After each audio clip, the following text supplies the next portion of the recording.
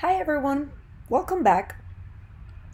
I'm really excited to be filming this video because I realized as I started reading your second discussion board post on your experiences and challenges in working with children and adolescents that many of you raise very interesting issues. I'm pretty sure that we still have a couple of more students that are gonna upload their experiences. So if I see anything new and different, I'll make sure to do a follow-up video for next week. But so far, the comments that I've gotten are very rich, and I think it merits they merit to be addressed.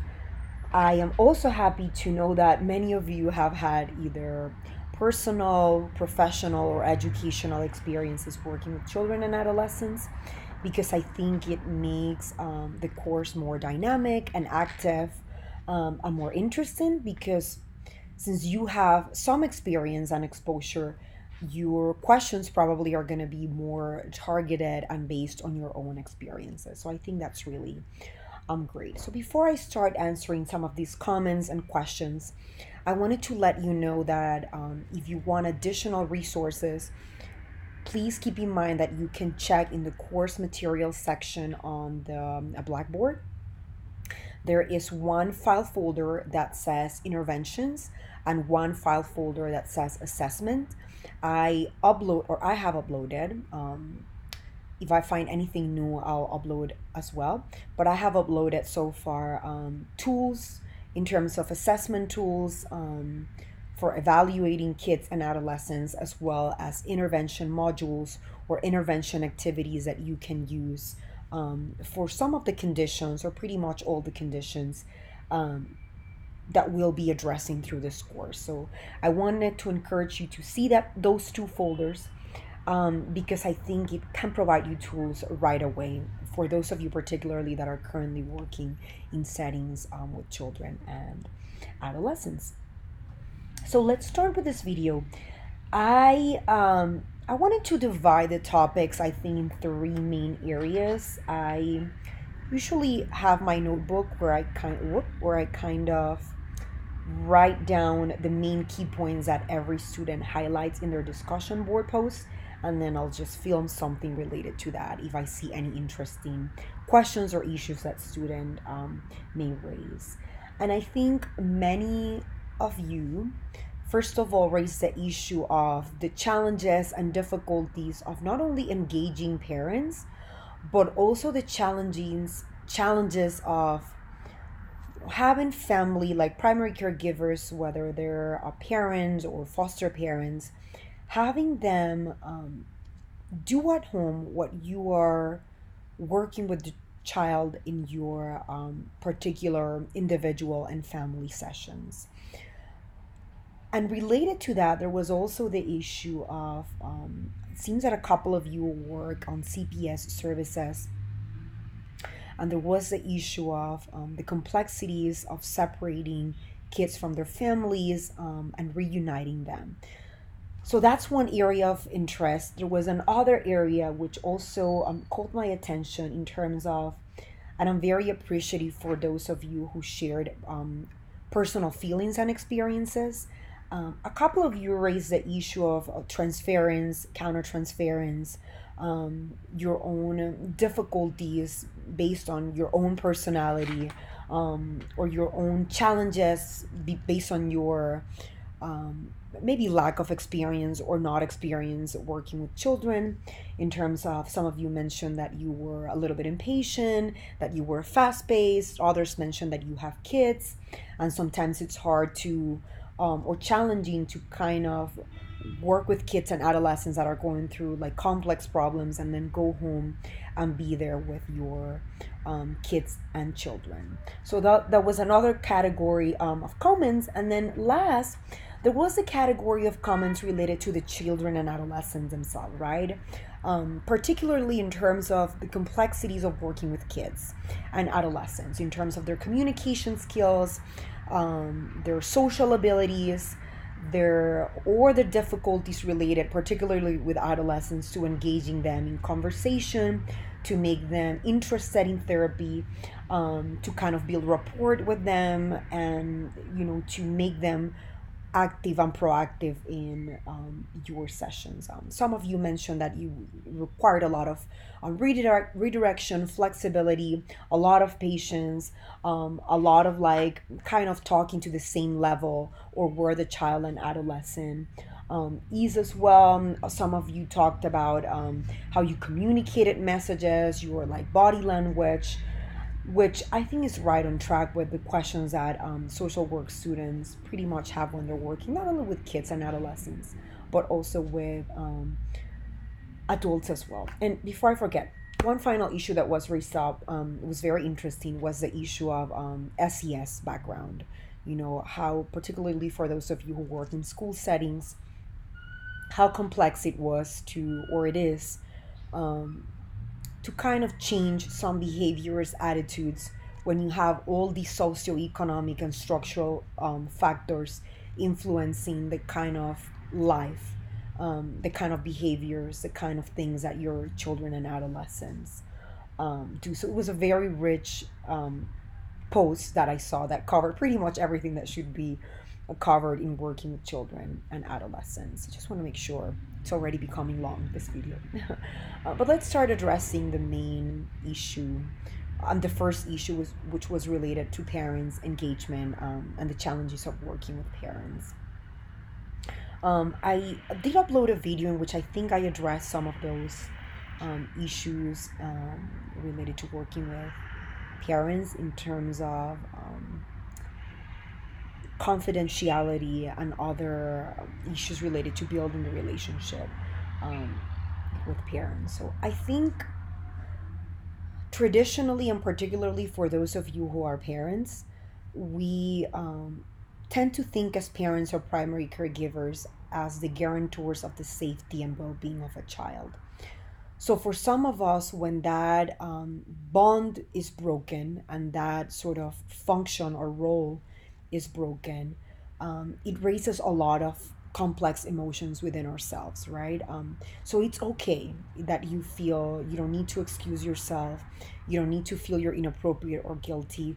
It's okay to feel the myriad of emotions that we feel, whether it's anger, frustration, revenge, whether it's sadness, whatever emotion comes to mind. And just remember, I think it was Adam highlighted, um, some of some of us have particular family experiences that also impact and influence how we process and understand events. So how we understand and process the experiences that are happening in our placement related to working with children and their families are obviously going to be filtered by past and present family experiences. So don't ever feel that your emotions are not correct, right?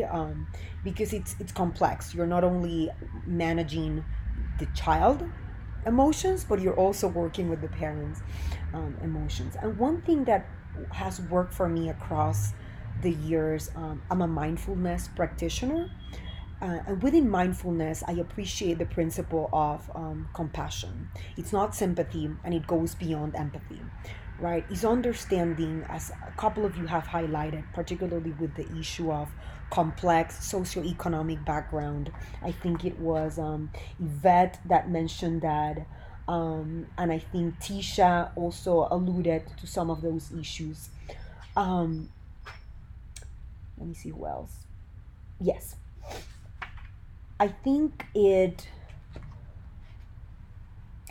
all gets confounded, and sometimes we have to understand that people behave in certain ways, not to excuse themselves, but people behave in certain ways, particularly adults, because they have their own complex history, sometimes of violence, sometimes of family community violence, sometimes of migration, sometimes of having their own family members being neglectful with them.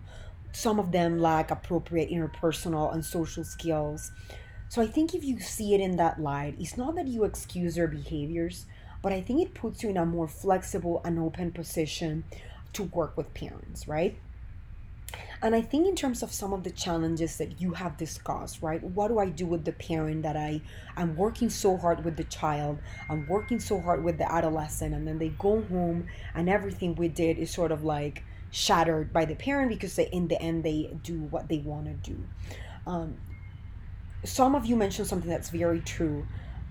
You have to be where the client is at, and with kids and adolescents that include where their families are. Even when sometimes your kid is or adolescent is your primary client, you have to know that they live within a family setting, whether it's foster home or their birth family. um, you have to understand that they live within that context, and sometimes we get so absorbed in our treatment plan, and I want to implement what I learn in a classroom, and I want to try out all these new techniques and strategies that I learned within a specific intervention.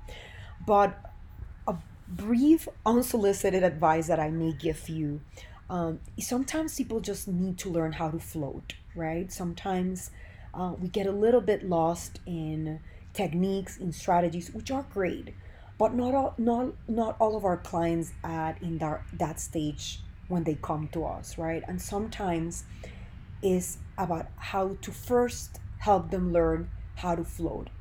And why do I say this? Because some of the comments I get from working with children and families is that they use the metaphor, I feel like I'm almost drowning. I feel like my head is almost covered in water, right? And that is a very strong and powerful metaphor that kind of lets you know that you just need to help them feel that they can get their head above water so that they can start working with some of those things. Related to that, a lot of the times we start working because we working agencies that they put like a premium on, like, you need to do X and Y intervention. We have very tight timelines to do it. But unfortunately, humanity doesn't work that way, right? Changes, particularly changes in attitudes, in behaviors, can take a lot of time for a lot of families if we take in mind what I just tell you, right? If you take in mind that some families have complex histories of violence, interpersonal difficulties, their own histories of mental illness, their own structural barriers, you don't break that in 2 or 3 sessions or in a month. Sometimes it takes a while. And related to the issue of helping them kind of keep, I'm sorry, afloat, also keep in mind that a part of our work is to raise awareness and consciousness. And if you don't have that, it's going to be hard for you to do interventions with the parents and the child. Because a lot of the times we start with an intervention plan, but we see that our families are still not buying into it because they haven't gained awareness, or they aren't conscious of how their current behaviors and attitudes might be impacting their child or adolescent behaviors. So I think those are some key pointers that I wanted to first highlight to provide you some reassurance, and help you understand the complexities of engaging with parents, right? So, first, be compassionate, understand their backgrounds and histories. Second, try to help them build awareness and raise a consciousness of what the problem is. And then the two last points I want to raise, I'm sorry, I forgot. Help them keep afloat is the second one. And then the third one would be to help them raise awareness, and raise consciousness. And then the last 2 points, and I'm going to make a separate video because this one's becoming a bit too long to upload, addressing the other points. The other two things that I wanted to raise in terms of the issue with separating families and children. Obviously, we want to unify families, we want to help repair bonds, but sometimes that's not possible, and that is absolutely okay. And it's absolutely okay to feel frustrated, to feel that you haven't done your work correctly, that the fit system has failed them. Uh, to the extent that you can, I always try to help repair the family's soul, in a sense. But when that is not possible, understand that sometimes, in order for a child and adolescent in the future to preserve some type of positive relationship in their mind, or if they want contact with their biological families, sometimes distance is necessary and needed, right? And that is absolutely okay. And it's fine if sometimes we feel shame, we feel remorseful that we are in helping families reunify. Sometimes that's not possible, and sometimes that's not even desirable or healthy. And that doesn't mean that in the future that child will not be in touch with their family members or will not want to know about them. It means that in the present time, you have to do what it's better to help that child develop a, a positive image of themselves and a positive image of their family in the future. I don't know if I'm making sense with that comment, but sometimes we want to follow what a textbook tells us or what our agency tells us.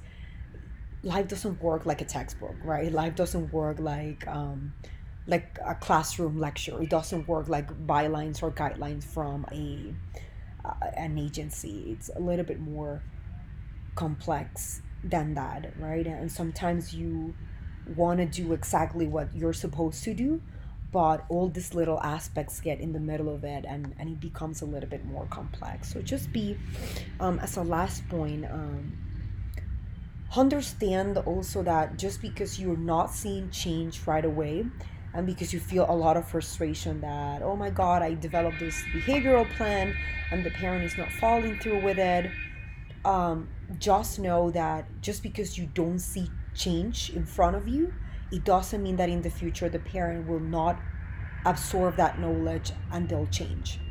Think of the times you have also seek help or someone has told you to change a behavior, and you might not change it right away, right? But maybe in 2 months, 3 months, a year, you'll change it because that's the time that you're ready to change. So the same things happen with the clients that we work with. And finally, I have a very kind of strict rule in terms of when it's been quite a while and I see that my relationship with a family member is not working, and I'm seeing that, the child is advancing or the adolescent is advancing and the parent is a little bit stuck, I've made the determination of stopping working with that family, right? And the reason why I do that, and it might sound a little bit harsh, is because what some of you raised. I can have a lot of empathy, a lot of compassion, but I don't want to set a child for failure. I don't want a child to come to my office and then to start learning skills, try implementing them at home, modify behavior, and they don't have any support at home because their parents are yet not ready. So I always have those conversations with my parents. In order for this to work, we need to be invested. It's okay if sometimes you don't agree with me. It's okay if sometimes you don't understand a specific strategy that I give, but let's communicate. And let's try to sort of like do it for the benefit not only of your child but of your own benefit.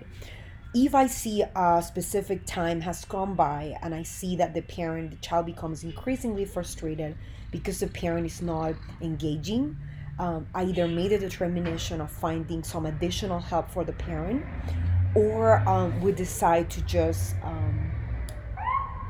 close the case because it's not really working for the child, and the child is getting increasingly frustrated and angry. So we can talk more about those issues. I'm going to do a separate video addressing the other 2 or 3 issues that we raised. So keep tuned because it's going to be uploaded very soon.